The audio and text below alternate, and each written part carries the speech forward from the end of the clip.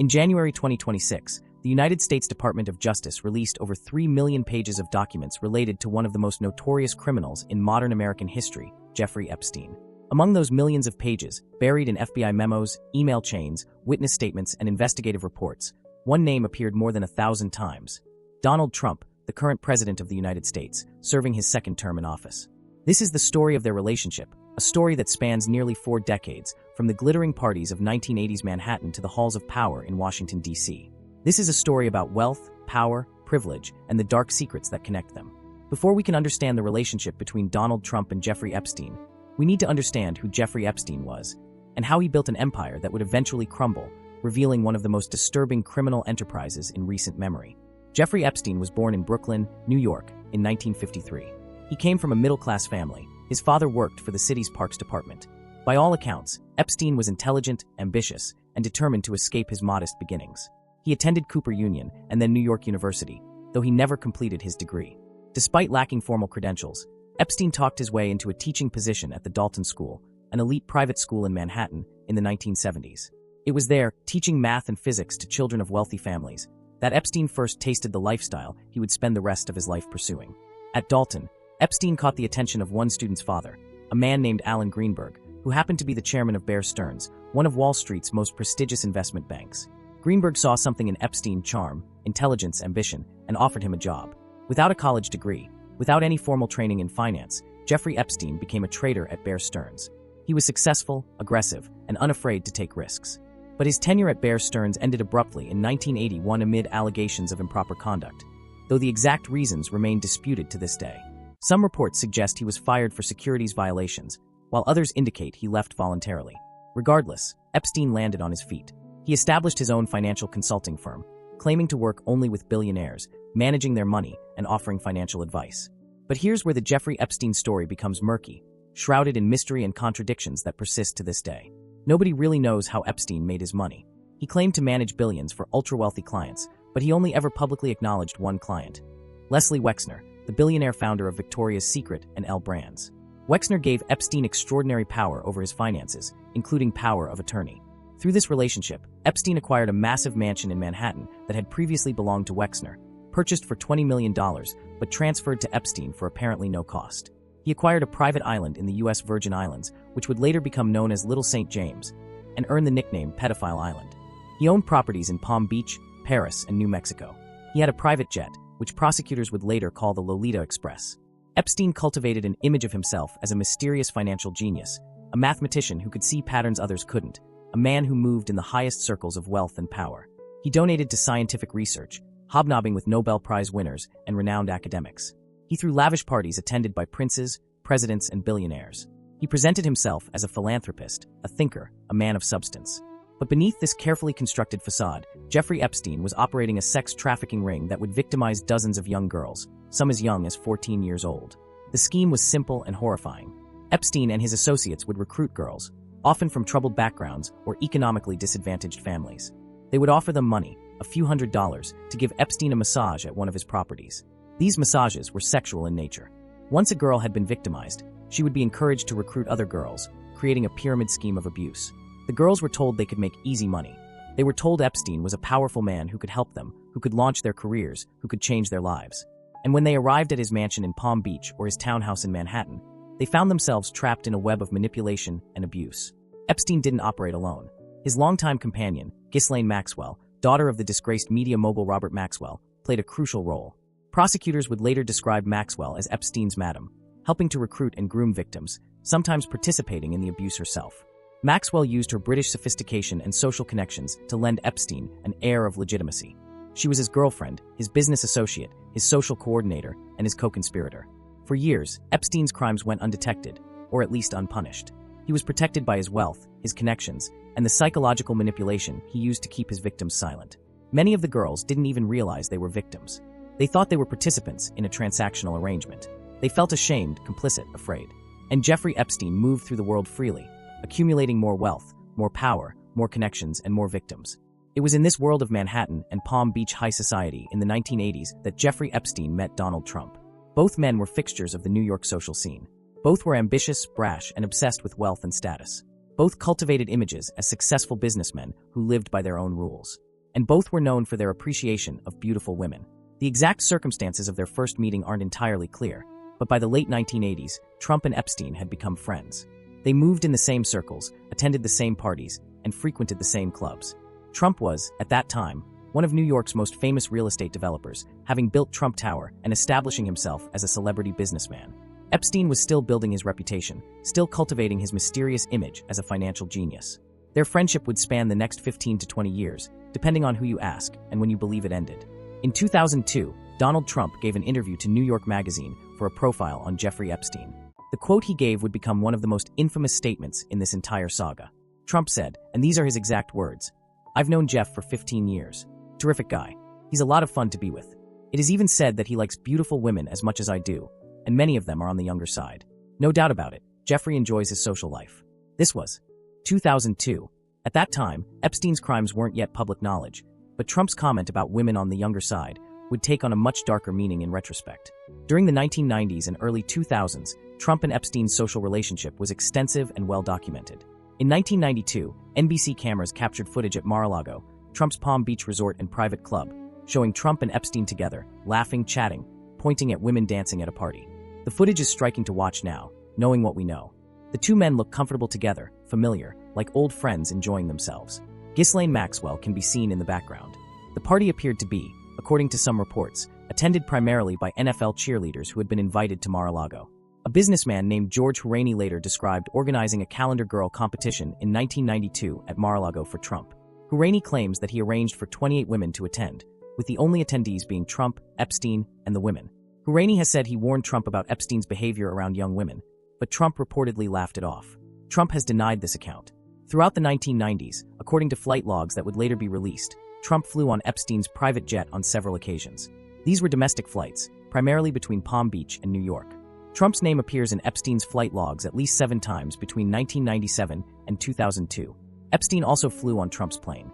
The two men's lives were intertwined in the way that wealthy New Yorkers' lives often are, a mix of business, social engagements, and mutual acquaintances. In the year 2000, photographer Davidoff Studios captured images at Mar-a-Lago showing Trump with his girlfriend at the time, Melania Knauss, alongside Jeffrey Epstein and Ghislaine Maxwell. The four of them are together, smiling, at what appears to be a tennis event. Melania and Trump would marry in 2005. These photos would circulate widely years later, after Epstein's arrest, becoming visual evidence of the connection between these two men.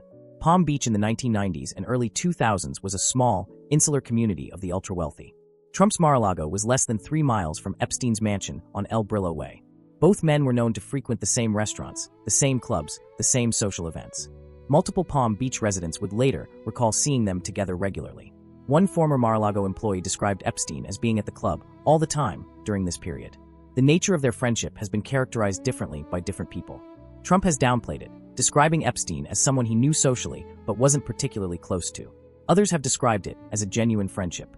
In the audio recordings made by Michael Wolff in 2017, which were released years later, Epstein himself described Trump as his closest friend for 10 years. Epstein said they were tight, and that Trump was charming, but also called him a horrible human being who does nasty things to his best friends. What's clear is that during the 1990s and into at least the early 2000s, Trump and Epstein had regular contact. They socialized together. They were photographed together. They spoke positively about each other in public. And they both had reputations as men who loved the company of beautiful women. Then something changed. Sometime in the mid-2000s, the relationship between Donald Trump and Jeffrey Epstein came to an end. But the exact timing, the exact reason, and the exact circumstances remain subjects of dispute and controversy. According to Trump, he kicked Epstein out of Mar-a-Lago and ended their friendship because Epstein behaved inappropriately. But Trump has given multiple, sometimes conflicting explanations for what exactly happened. In some accounts, Trump says Epstein stole employees from Mar-a-Lago spa. In other accounts, Trump says Epstein made inappropriate advances toward the daughter of a Mar-a-Lago member, and that's when he banned him from the club. There is some documentary evidence to support a falling out around 2007. Mar-a-Lago's records, which were later subpoenaed, show that Epstein's membership was marked as closed in October 2007. This was approximately 8 months before Epstein would plead guilty to state charges in Florida related to soliciting prostitution from a minor. Whether Trump learned something specific about Epstein's activities, or whether this was related to other issues remains unclear. However, there's also evidence of a business dispute that may have contributed to the falling out. In 2004, a massive oceanfront estate in Palm Beach known as Maison de l'Amity, or House of Friendship, went up for auction. The property had belonged to a healthcare entrepreneur named Abraham Gossman, who had committed suicide after his company collapsed amid fraud allegations. Both Donald Trump and Jeffrey Epstein were interested in purchasing this trophy property. According to the bankruptcy trustee handling the sale, Trump and Epstein were the two final bidders, and their competition became intense. Trump ultimately won with a bid of $41.35 million, outbidding Epstein. The trustee later described it as two very large Palm Beach egos going at it. This was in 2004, and some observers have suggested that this business rivalry may have contributed to the souring of their personal relationship. After this period, there's very little public evidence of Trump and Epstein interacting. By Trump's account, they simply weren't friends anymore. He's maintained that he knew nothing about Epstein's illegal activities, that he only learned about them when everyone else did, when Epstein was arrested in 2006. But the story doesn't end there. Because in July 2006, Palm Beach police began investigating Jeffrey Epstein based on a complaint from a 14-year-old girl who said she had been molested at his mansion. The investigation would eventually identify at least 34 confirmed victims, though police believed there were likely many more. During this investigation, the Palm Beach police chief at the time was Michael Reiter. Reiter has since described the case as one of the most frustrating of his career, because despite having extensive evidence of Epstein's crimes, powerful forces seemed determined to protect him. The FBI got involved. The U.S. Attorney's Office for the Southern District of Florida, led by Alexander Acosta, began preparing a federal case. In documents that would be released years later as part of the Epstein files, Chief Reiter described a conversation he allegedly had with Donald Trump during this investigation. According to Reiter's account, Trump told him, "Thank goodness you're stopping Epstein," and mentioned that everyone knew about what Epstein was doing. If accurate, this account would contradict Trump's later claims that he knew nothing about Epstein's activities until they became public. The case against Epstein should have been straightforward. The evidence was overwhelming. Victims were cooperating. Federal prosecutors had prepared a 53-page indictment charging Epstein with sex trafficking crimes that could have resulted in a life sentence. But then something extraordinary happened. In 2008, Alexander Acosta, the U.S. attorney, offered Epstein a plea deal that would become one of the most controversial prosecutorial decisions in modern American legal history. Under the terms of this deal, Epstein would plead guilty to two state charges: soliciting prostitution and soliciting prostitution from a minor. He would serve 18 months in county jail, with work release that allowed him to leave the facility for 12 hours a day, 6 days a week, to go to his office. The federal investigation would be closed. Most controversially, the deal included a non-prosecution agreement that granted immunity to any potential co-conspirators, effectively protecting anyone who may have participated in or facilitated Epstein's crimes. And the victims were never told about this deal, violating federal law. Epstein served just 13 months, spending most of his time at his office, before being released. He was required to register as a sex offender, but he was free, and he went right back to his life, or at least attempted to. Many of his high society friends quietly distanced themselves. Some didn't. Epstein continued to associate with powerful people, continued to operate, continued to present himself as a legitimate businessman and philanthropist. During this period, from 2008 onward, there's no public evidence of Donald Trump and Jeffrey Epstein having contact. Trump, by this time, was moving beyond real estate into reality television, hosting The Apprentice, and becoming an even bigger celebrity. Epstein was attempting to rebuild his tarnished reputation. Then came 2016. Donald Trump ran for president. During the campaign, questions about his past association with Jeffrey Epstein occasionally surfaced, but they never gained significant traction. Trump dismissed them, saying he'd known Epstein years ago, but wasn't a fan and hadn't spoken to him in many years. For most voters, it was a footnote, if they knew about it at all. But in 2019, everything changed. Investigative journalists at the Miami Herald, led by reporter Julie K. Brown, published a series of articles exposing the full scope of Epstein's crimes and the deeply flawed 2008 plea deal. The reporting was devastating, meticulous, and undeniable. Public outrage followed. Under pressure, federal prosecutors in New York's Southern District reopened the case. On July 6, 2019, Jeffrey Epstein was arrested at Teterboro Airport in New Jersey after returning from Paris. He was charged with sex trafficking of minors and conspiracy. This time, there would be no sweetheart deal. Prosecutors made clear they intended to pursue the case aggressively. Epstein was denied bail and held at the Metropolitan Correctional Center in Manhattan. For a few weeks, it seemed like justice would finally be served, like the full truth would come out, like everyone connected to Epstein's crimes would be exposed. Then on August 10, 2019, Jeffrey Epstein was found dead in his cell. The medical examiner ruled it a suicide by hanging, but the circumstances were immediately suspicious. Epstein was supposed to be on suicide watch, but had been removed from it. The guards who were supposed to check on him every 30 minutes fell asleep and falsified records. The cameras that should have been recording malfunctioned. Conspiracy theories exploded. Many people simply couldn't believe that Epstein had killed himself, or if he had, that it was without assistance, or that someone had simply allowed it to happen. The phrase "Epstein didn't kill himself" became a cultural meme, appearing everywhere from protest signs to comedy shows to sports events. Whether he killed himself or not, what's undeniable is that his death prevented a trial that would have exposed his crimes and potentially implicated others in detail. With Epstein dead, attention turned to his accomplices and associates. In July 2020, Ghislaine Maxwell was arrested and charged with recruiting, grooming, and abusing victims alongside Epstein. Her trial in late 2021 was closely watched. Prosecutors presented testimony from 4 women who described being abused by Epstein and Maxwell when they were teenagers. Maxwell was convicted on 5 of 6 counts and sentenced to 20 years in federal prison. Throughout Maxwell's trial and in the years following, victims and advocates called for full disclosure of everything related to Epstein. They wanted to know who else was involved. They wanted to know how he got away with it for so long. They wanted to know who knew what and when. The FBI had seized materials from Epstein's properties. There were photos, videos, documents, address books filled with famous names, flight logs showing who traveled on his jet, calendars showing who visited his properties. Some information became public through civil lawsuits. Epstein's infamous Little Black Book was leaked, containing hundreds of names, including Donald Trump. Trump's Mar-a-Lago contact information was in the book. So were the names of countless other celebrities, politicians, and business leaders. Being in the book didn't mean someone had done anything wrong. Epstein collected contacts like trophies, but it showed the scope of his network. During Trump's presidency from 2017 to 2021, questions about his relationship with Epstein periodically resurfaced, but Trump consistently denied any wrongdoing and maintained he barely knew Epstein.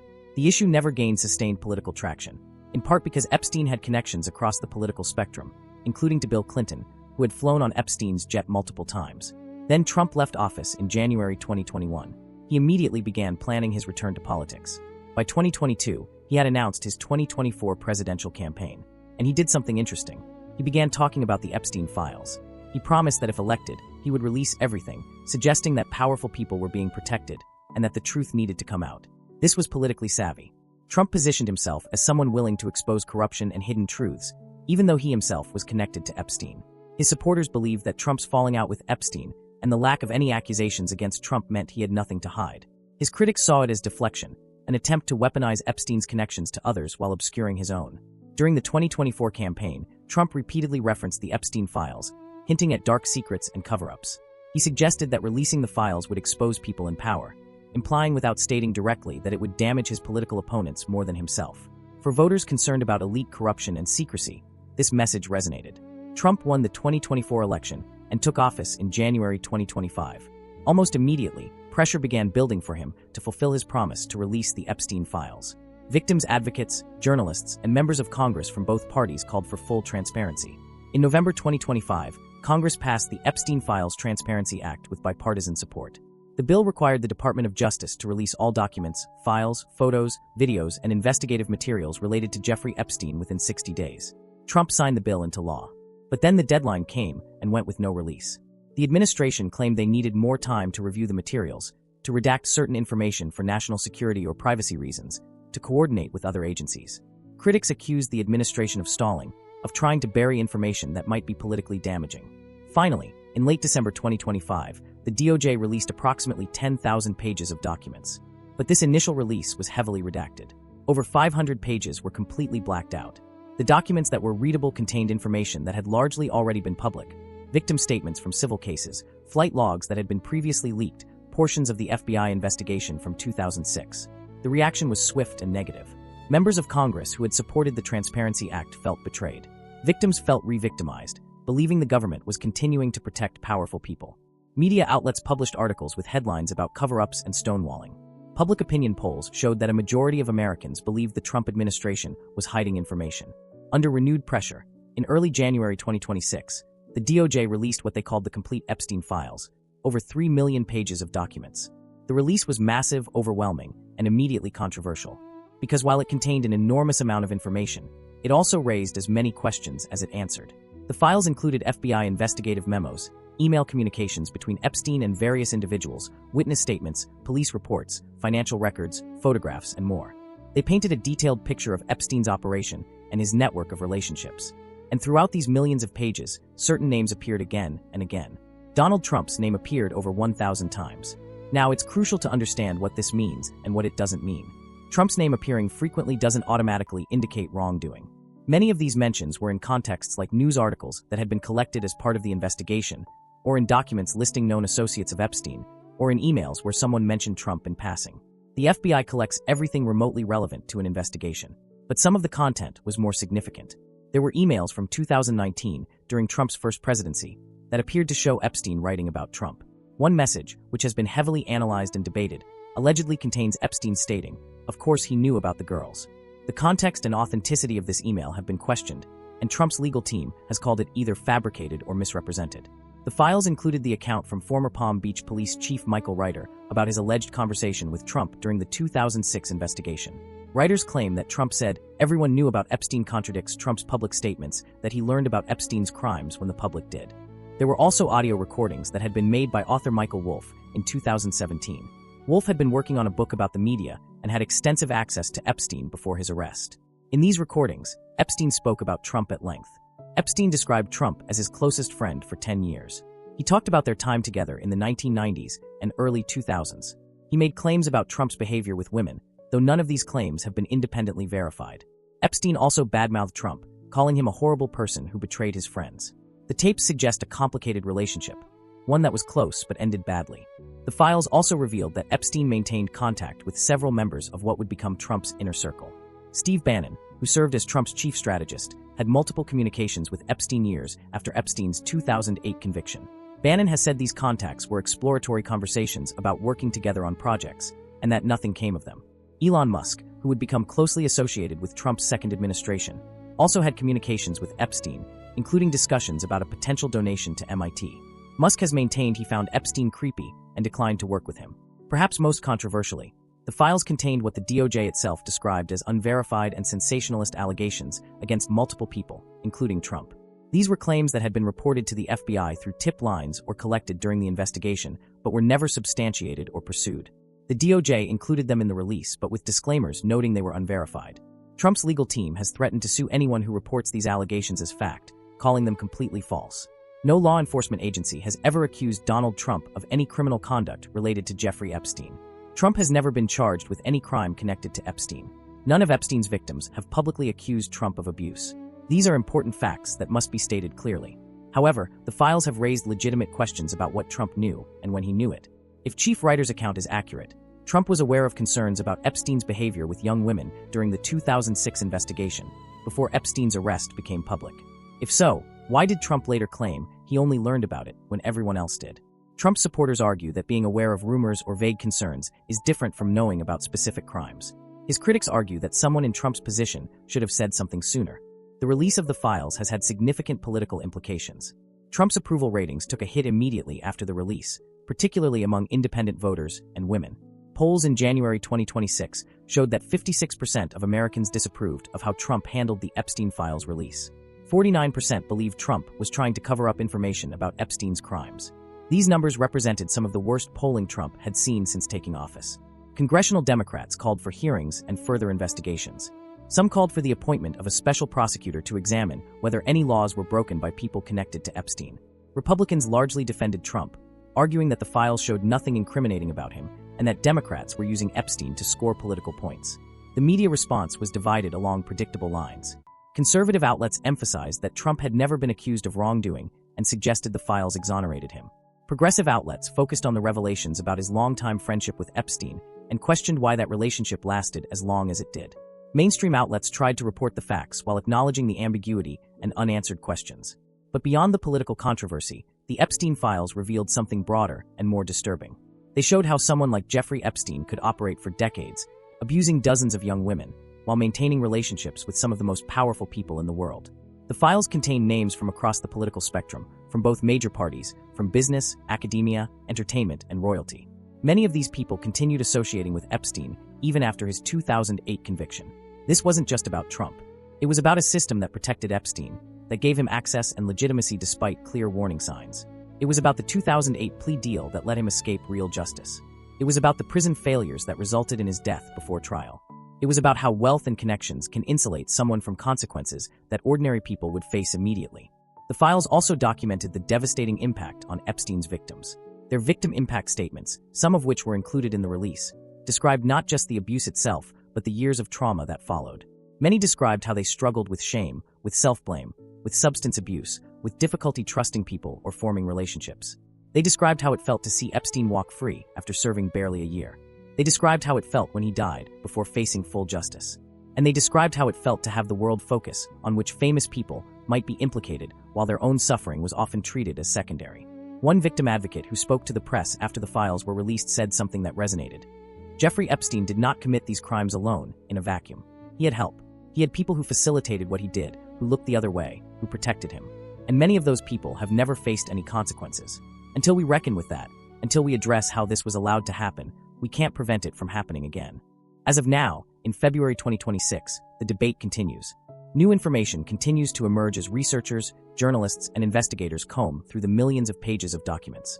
There are calls for additional releases.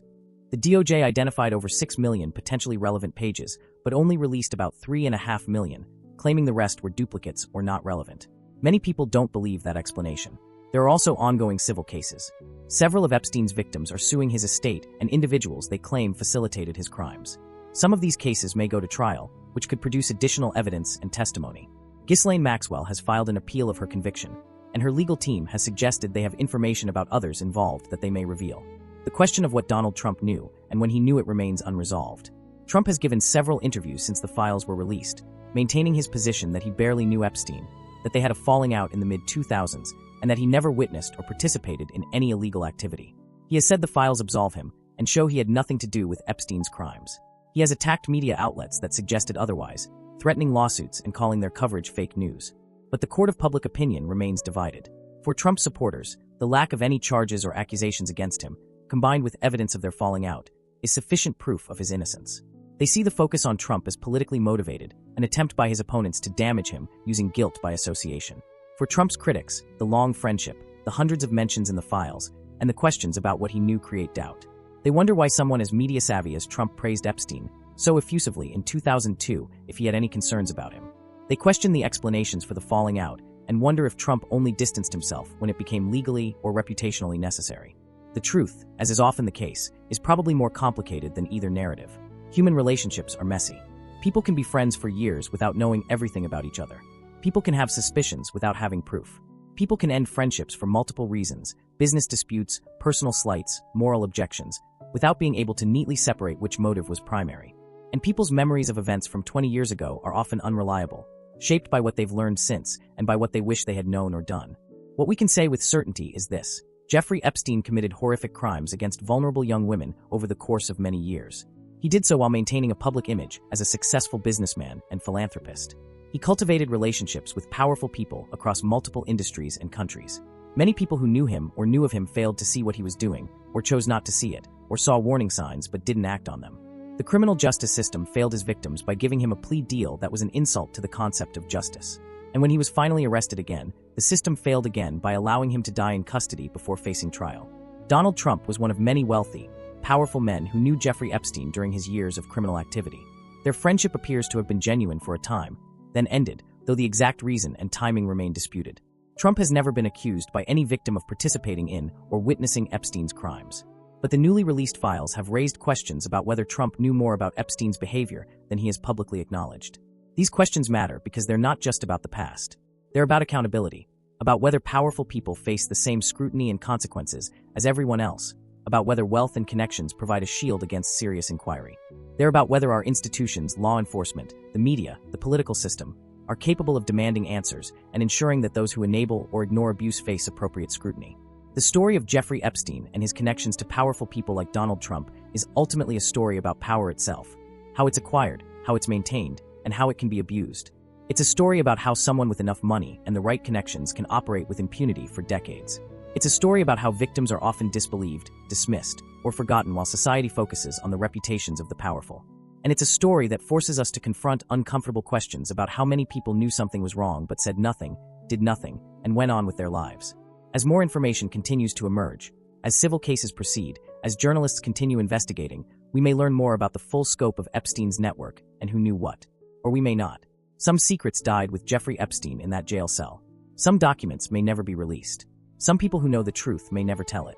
But what remains, what can't be changed or hidden, is the impact on the victims.